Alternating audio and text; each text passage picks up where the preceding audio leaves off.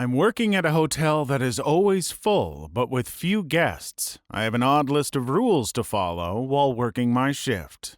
Congratulations, Andrea Simmons. You have been chosen from one of many applications to work at the Widow Hotel as one of our receptionists. We assure you that this opportunity is a rare one to be given to anybody. As a show of good faith and trust in your ability as an employee, you've been given a $1,500 starting bonus, and you'll be paid $1,000 per night shift, plus extra if quality work is shown. Inside the box you received with this letter is a company-issued stun gun, 4 employee uniforms tailored to your body size, a handheld communications radio, a specialized canister of spray, and a set of keys for the building. Please note that under this paragraph is a set of rules you must follow while working with us. 1. Ensure all hotel guests stay inside their rooms from 10 p.m. to 6:30 a.m. unless there is an emergency in which they need to leave their room. 2. There is a maid that has black hair and wears red makeup. If you encounter her at any time while on your shift, use your company-issued stun gun to subdue her and place her in the incinerator out back behind the hotel. Turn the incinerator on and use the wooden planks next to it and place them under the handles to prevent her from escaping. 3. If a guest notifies you about room 211 being opened, ask them what floor it was open on. After they tell you what floor, head to that floor and search the hallway. If you find room 211 on that floor, check inside of the room. If a large black creature is inside, use the spray canister issued by the company on it. If the room is empty, lock the door and place a Do Not Disturb sign on the door handle. 4. A creature of unknown origin lurks outside and always enters through the guest's room windows. If a guest comes down notifying you about a creature climbing in through the window, contact the security officer on floor 7. They will handle the problem from there. 5. The elevator is currently out of order. If it begins working, don't enter the elevator. Use the emergency override key on your keychain to shut down the elevator. 6. You will have a note on the front desk listing what responsibilities need to be done during your shift. All your duties must be completed before 6 a.m. Any of the duties that aren't completed will result in verbal warnings or reduced payment. Note that these rules may be subject to change if unknown incidents occur. All rule updates for staff will be placed at the front desk. Failure to follow these rules will result in your pay being reduced or docked. Continued violations of these rules will result in being written up or termination from your work position. Your shifts start at 9:30 p.m. to 7 a.m. Thank you for choosing the Widow Hotel as your new employment location. From Cougar Incorporated. Finally, about time I was able to get hired somewhere, I thought to myself. It's been almost 4 months since I've had a job to work at after Michael's Coffee and Bagels closed down due to bankruptcy. I found the rules odd, but if it meant being able to pay the bills, a few dumb rules were worth it. The uniforms were black with a hot red outline with the Widow Hotel logo. Looked over at the clock in my apartment to see it was 4:37 p.m. I decided to go out and spend my bonus I received on groceries and a few nice things. I've been tired of living off cup of noodles and dollar food items from the store, so something else was nice. By the time I got back, I bought $100 worth of groceries and the last new air conditioning unit since my last one broke on me. It was $6.19 when I got back home with my purchases from Target. I could have gone to Walmart instead and paid less, but I didn't want to be stuck using self-checkout again. Plus the possible chance of running into that rude Karen that harassed me a month back, demanding I pay for her groceries or she'll call the cops on me for assault. I carried the air conditioner in with 2 bags of food I bought on top of it before setting it down on the floor and putting the groceries away. I popped a mini pizza into the oven while I installed my new air conditioner into the window.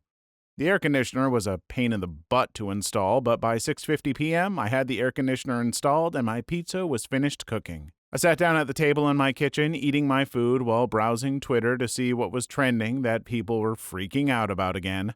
By the time I finished my pizza, I had enough of Twitter politics. It was 8:13 p.m. I didn't realize how long I was on my phone for. I figured I'd get ready for work early since I'd never liked being late, especially work since it always gave the impression that you were an irresponsible employee. It was 8:17 p.m. when I was done getting dressed and starting up my terrible gas guzzler 1994 Chevy Lumina to head to work. The drive there was boring as hell and 40 minutes long. By the time I made it to the Widow Hotel, it was 9:01 p.m. and my shift would start soon. I parked my Lumina and headed inside the hotel to wait for my shift to begin. The interior of the lobby was much nicer than I was expecting it to be, but most hotel lobbies are usually nice. When I went behind the front desk, there was a note left behind by the person who was working the shift before me. Their handwriting was messy, but it was still readable. I picked up the note and read it to myself. Daniel, I can't take this effing nightmare job any goddamn more. I'm tired of having to deal with the paranormal crap all over this bloody hotel with nobody else to work beside with. I'm tired of having to deal with other guests losing their crap over paranormal crap going on, having to endure that terror of a maid with the black hair, and constantly having to lie to the police about what happened to our guest. Those people's families deserve to have closure on what truly happened to their loved ones, not the BS ones we made them look like. For Christ's sake, I have one of the widows of a guest continuously bombard me with calls telling me she's going to destroy my life over us making me look like his death was a self-termination one. Consider this my resignation letter. I'm tired of the lies. I'm tired of the hell I have to go through. I'm tired of it all. I'm telling those families the truth as to what happened to their loved ones. I can't let my conscience keep these secrets from them. Don't bother stopping me. I have a 45 with me with your name on it if you try any crap with me. F you, Daniel. You were always such a butt wipe. Frank. I was taken aback by the words written in this note by Frank. I was questioning whether this was just some joke by management or coworkers to scare me off or if it was a legit note he wrote, and the decision to work here was a poor one made on my part. I didn't really have time to question whether the note was truly real or just a crappy prank since I needed to clock in and start my shift. I walked to the room behind the front desk for the staff and grabbed my time card before punching in the time and putting my card back in the wall organizer before walking back to the front desk. When I was walking out of the back room, a tall, slender man with a top hat and nice suit stood in front of the reception desk. "Hello, sir. How may I help you today?" I greeted him in a friendly tone. "Very kind of you to greet the owner in such a polite tone," he said. I blushed just thinking how I mistook the owner as a guest staying here. "Anyway, my name is Daniel and welcome to the Widow Hotel," Daniel said. "Oh, that reminds me, someone by the name of Frank left this note here for you, sir," I said while handing him the note Frank wrote out. He pulled out a pair of reading glasses and began reading the note to himself while silently reading out loud. "Figures he'd resign, considering how much of his sanity he's lost over the past year and a half. It's no surprise that he'd talk to me in such a vulgar manner," he said in a disappointed tone while putting his glasses away. "Anyway, here's the list of what needs to be done overnight during your shift, along with the number to the security team and any notices that you need to be aware of," Daniel added while giving me a slip of paper. I took the slip of paper out of his hand and set it in front of me on the desk. "I will be leaving now, with you in charge of running the hotel, so you better keep it the same way that it was when I left," he said to me in a stern tone. Daniel walked out of the door and left in his vehicle while I was still here keeping an eye on the hotel. It was now 10:06 p.m. and everything just stayed dead quiet now. The silence was just anxiety-reducing, making it seem like I was just completely alone and nobody else was around. I just sat at the front desk, messing around on my phone, watching YouTube with my wireless earbuds to not be a disruption to the hotel guest. It was around 10:35 p.m. that I noticed something out of the corner of my eye walking past the lobby and down the hall. I paused the video on my phone and went to check down the hall to see who it was since all the guests were supposed to be in their rooms. When I got to the hallway, a black-haired maid with red makeup was standing in the hallway, looking me dead in the eyes. She tilted her head to the side before asking, "How may I help you today, Andrea?" I was stunned she knew my name as I was completely new here, so none of the employees should have known me. That's when it hit me on who she was and what I needed to do. Number 2. There is a maid that has black hair and wears red makeup. If you encounter her at any time while on your shift, use your company-issued stun gun to subdue her and place her in the incinerator out back behind the hotel. Turn the incinerator on and use the wooden planks next to it and place them under the handles to prevent her from escaping. I reached for the stun gun I had, and the moment I grabbed it, her entire face began changing, with her eyes bleeding red tears and her nice smile changing into a set of sharp, menacing teeth. I aimed the stun gun at her and fired it at her chest, with the taser hitting her dead on while she was being tased. She began shaking for a few seconds before she fell flat on her face, unconscious. My entire face just went white and my hands were shaking as I had never seen anything so hellish in my life. Tears streamed down my face as I pushed myself up against the wall and began weeping with my mascara being ruined. After crying for a few minutes, I got myself back up on my feet and pulled myself together. I knew I had to place her in the incinerator out back as the rules stated. I lifted her up and carried her in my arms while going out to the back of the building.